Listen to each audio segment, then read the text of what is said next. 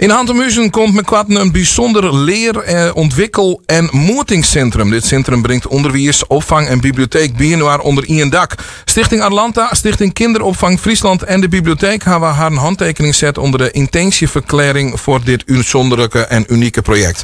Basisscholen de Fjouwerhoeken, het plak dat het nieuwe centrum komen maat, werkt alles kof nevens dit nieuwe onderwijsconcept dat het Agora onderwijs neemt wordt. Ik praat hier met Petra de Groot, zij is directrice van Atlanta, de Stichting voor Christelijk Basis- en Speciaal Basisonderwijs in Noord-Friesland. En Gerda Dijkstra, leerkracht voor de groepen 6, 7 en 8 van basisscholen de Fjouwerhoeken. Goedemiddag, vrouwtje.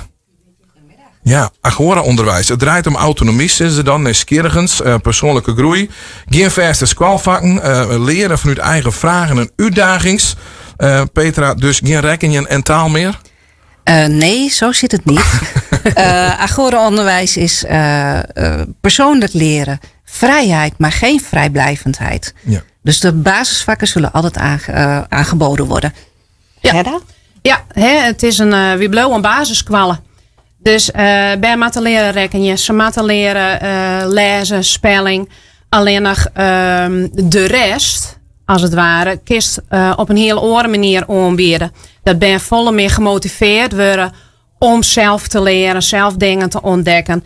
Het ouderwetse systeem, als het ware, een beetje loslet wat wel 150 jaar ha. De tijden verorien. Het wordt echt hier dat het onderwijs mij veroordeelt en zich aanpast aan de band van de toekomst. Want wat onderscheidde dit dan, als dat dan met elkaar vergelijkt? Deze vorm van onderwijs vergelijk je met het reguliere basisonderwijs? Ik denk dat het vooral schemmast van als we nou denken van hoe het echt vorm aan willen, is dat bijvoorbeeld vanuit een thema werkest.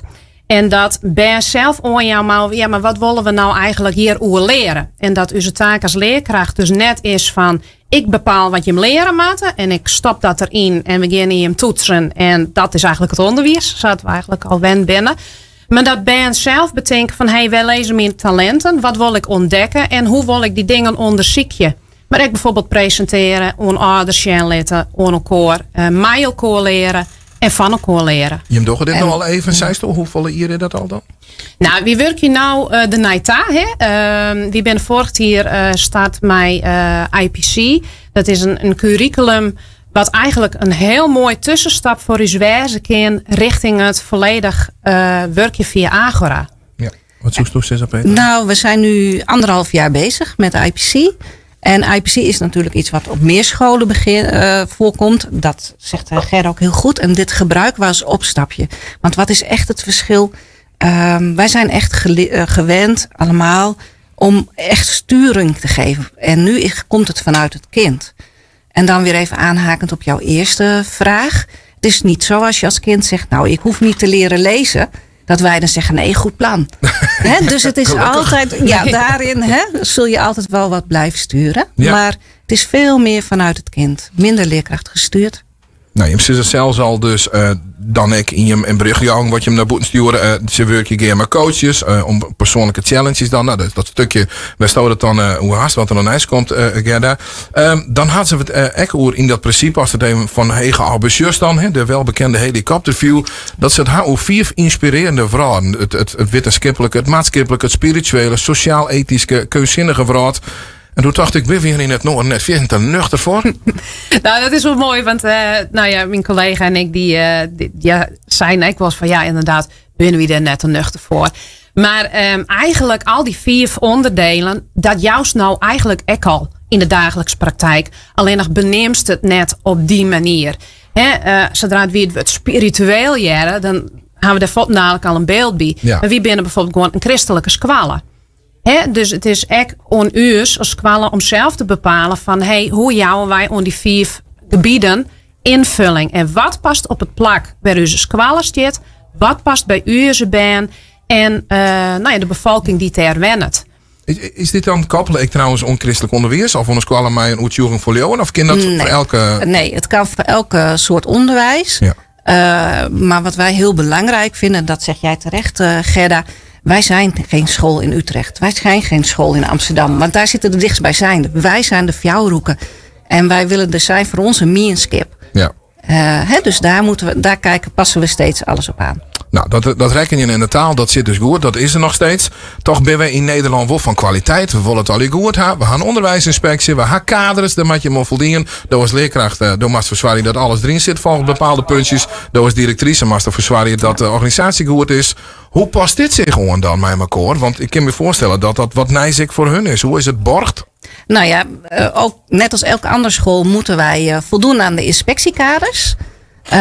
En daar zit natuurlijk een stukje van, we willen goed onderwijs geven, kwalitatief goed onderwijs geven. Dat moeten we ook geven, gelukkig maar in Nederland. Ja.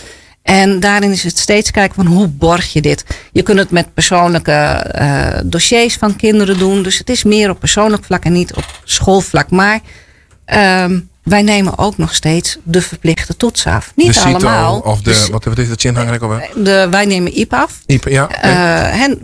In het onderwijs zijn we steeds meer gaan toetsen om die controle maar te houden. Ja. Maar daar zijn we niet toe verplicht. Een aantal wel.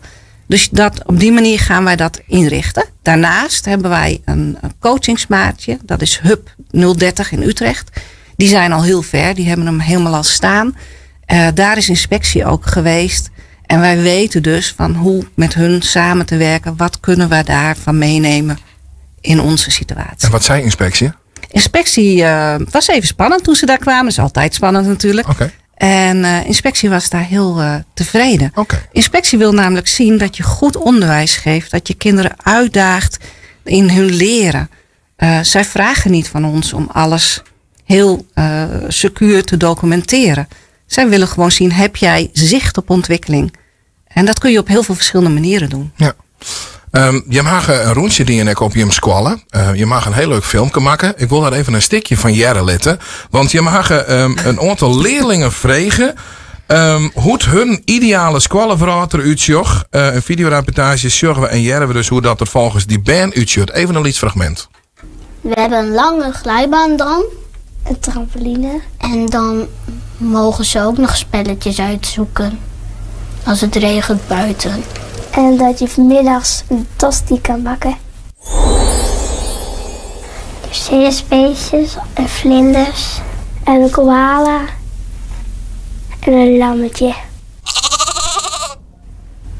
Dat tafels of stoelen een lichtstoel kan zijn. En stoelen en tafel die kunnen rollen, dus dat je overal heen kan met de stoel of met de tafel meenemen. Discolampen. En een kabelbaan. En een zitzak. Discolampen, een kabelbaan en een zitzak. Wat is er al in huis? Dat is sowieso fantastisch. Ja? Ja. Nee, prachtig hè. Maar wel net een koala in zijn koala haar. Een koala? Een koala. Nou, ik zie je mij best wel zo onesie jongen van een koala of koala sloffen. Maar een echte wordt wat lastig. Maar dat is het mooie dat je naar je squallen bouwt. En natuurlijk ook het plein en alles. Daar worden de benen in mijn naam van wat volume krijgen, wat is te realiseren. Ja. En zitzak hebben we ook al. En dat is ook het mooie. We hebben natuurlijk een leerlingenraad. Er komen ook altijd suggesties uit. En dan zeggen we met je team, wat is er al mogelijk? En sommige dingen doen we natuurlijk ook al. Nog even heel kwart, want uw tiert zit er eigenlijk op. Wat voor tiert hij meer voor uitlutsen? Wanneer moet het stingen? Het gebouw moet staan in juli 2027. En ons onderwijsconcept wordt stapje voor stapje opgebouwd. In die tijd. Zin on? Ja, hartstikke veel. Het is wel heel spannend. Want dan was nu op 6 en 8. Dus door just dat echt gebeuren dan, ik won. Ja, nou het zit alleen natuurlijk bij elkaar in één lokaal. Ja. Maar we willen natuurlijk aan de groepen er eigenlijk echt uitgooien. En dat is echt persoonlijk meer ontsluiten kerst. Dus dat staan mooie dingen op de planning. Peter de Groot, directrice van Arlanta en Gerda Dijkstra. Dank u wel voor je komst en het taaljacht het Agora onderwijs. En succes met de ontwikkeling. Ja, dank u wel. Ja, dankjewel.